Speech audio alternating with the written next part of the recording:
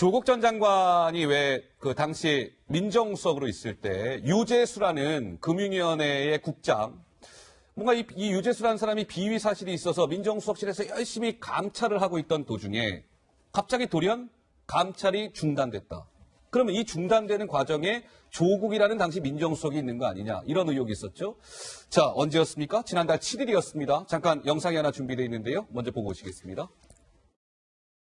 이인걸 특감반장이 특감반원들 전원을 모아놓고 유재수 건 더 이상 안 하는 걸로 결론이 났다며 더 이상 조사하지 말라라고 하면서 이인걸 특감반장 스스로가 공개를 하더라는 거예요. 분명히 조국 수석에게 보고가 들어갔고 최소한 조국 수석이 지시를 해야지만 박형철과 이인걸이 따른다. 수사를 안 할 수가 없겠죠. 누구까지? 조국까지.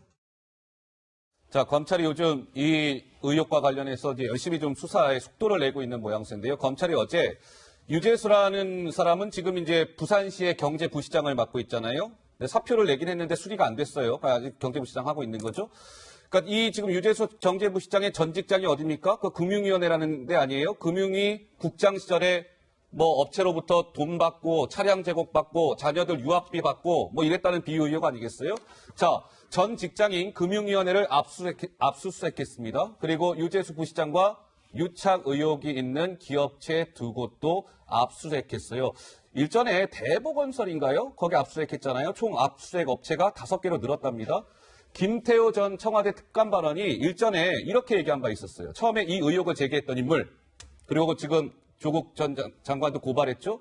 이 사건은 문재인 정부의 아킬레스건이 될 겁니다. 라고 얘기한 바가 있는데, 글쎄 어떻습니까? 박 의원님 보시기에는 지금 이 검찰의 수사의 방향이나 내용이나 이런 거 봤을 때는 뭔가 좀 심상치 않아 보이는데 어떻습니까? 일단 그 유재수 부산시 부시장이죠. 예. 저분이 금융위 정책국장 시절에 그러니까요. 업체로부터 편의 제공을 받고 뭐 자녀 유학비 받았다. 개인 비위인데요. 이거를 포착하고서 청와대 특감반에서 감찰을 하던 중에 뭔가 석연치 않은 지시가 내려와서 감찰이 중단이 됐다. 이걸 이제 김태우 전 특감반원이 폭로한 거 아니겠습니까? 예. 그리고 청문회장에서도 좀 전에 보셨듯이 공개가 됐는데, 당시에 감찰이 석연치 않은 이유로 중단된 이유가 뭔지는 밝혀야 되겠죠.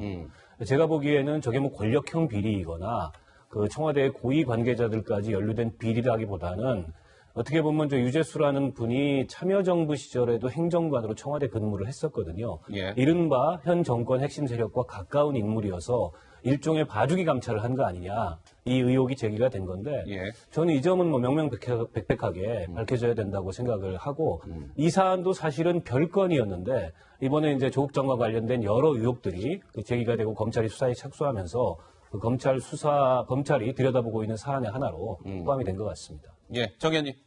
이게 별건이기는 하나 고발이 들어왔기 때문에 검찰로서는 그 조사하지 않을 수 없는 사안이 돼버렸고요.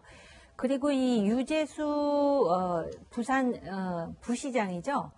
전 국장 금융위에서 그 지금 감찰했다는 그 내용의 어떤 그런 그 내용들이 글쎄 표현을 하자면 좀 지저분하다고 할까요? 전형적인 그 부패한 테크노크라트가 소위 렌트시킹이라 그러죠. 그 자리에 앉아가지고 그 기업들한테 그걸 어떻게 표현을 해야 되나요? 그 속된 표현이 있습니다. 삥 뜯었다고. 그런데 예. 아무튼 간에 그런 그것도 조금 부적절한 표현인 것 아주 같습니다. 부적절한 기업체로부터 뭐 돈을 받는다 이런 의미죠. 생각이 안 예. 나가지고요. 그랬는데 이 유재수라는 인물이 사실은 노무현 행정부 때도 그랬고 또 이 금융위 국장을 했던 시절은 바로 이제 2017년. 네, 2017년이었기 때문에 사실은 이 그 참여정부 그리고 문재인 정부 쪽 인물이었는데 이인걸 특검 반장까지도 분기탱천하면서 이런 사람을 감찰을 못하게 한다고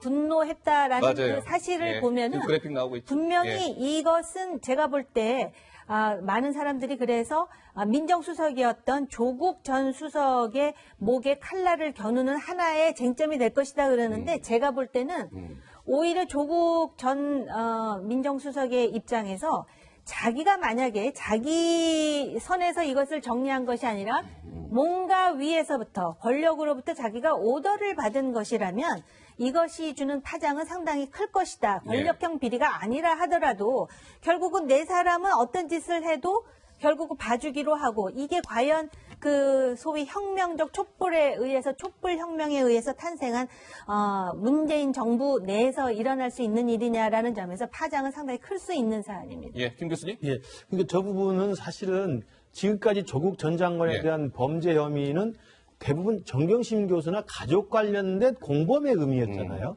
그 이야기되는 여러 가지 정경심 교수 영장에 청구되어 있는 내용과 관련된 공범이었는데 저 유재수 감찰 무마 사건이 만약에 따로 불거지면서 사건이 더 확대되면요. 이것은 조국 전 장관 개인의 본심 사건이 되는 겁니다. 아하, 그러니까 이 예. 차원이 달라지는 거예요. 저는 그래서 제 추측입니다만 검찰에서 왜 조국 전 장관 소환을 아직 안 하고 있을까?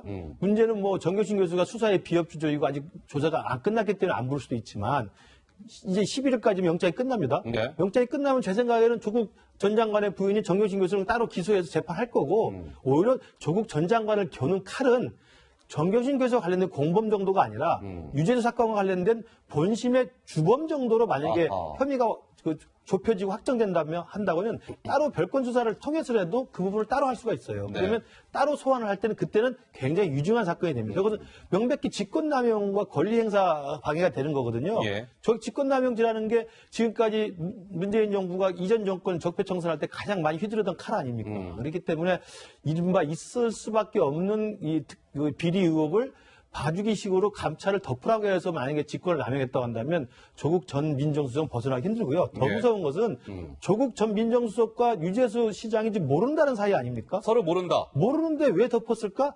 그러면 상식적으로 생각하는 의혹이 그 더 윗선이다. 윗선은 비서실장, 조국보다 더 윗선이다. 비서실장이고 그 윗선은 대통령입니다. 아하. 이건 상상할 수 없는 큰 파괴를 가집니다. 그래서 저는 우리 검찰이 왜 정경심 교수를 핑계로 해서 조국 장관을 소환을 늦출까? 저는 저 부분에 대해서 보다 확실한 아하. 자료를 챙긴 다음에 아마 접근으로 따로 불러서 예상치 못한 칼을 겨누지 않을까 이런 생각이 예. 듭니다. 우리 세 분 말씀드리니까 유재수 감찰 무마건 여러모로 좀 심상치 않은 대목이 있는 것 같습니다. 좀 지켜보도록 하고요.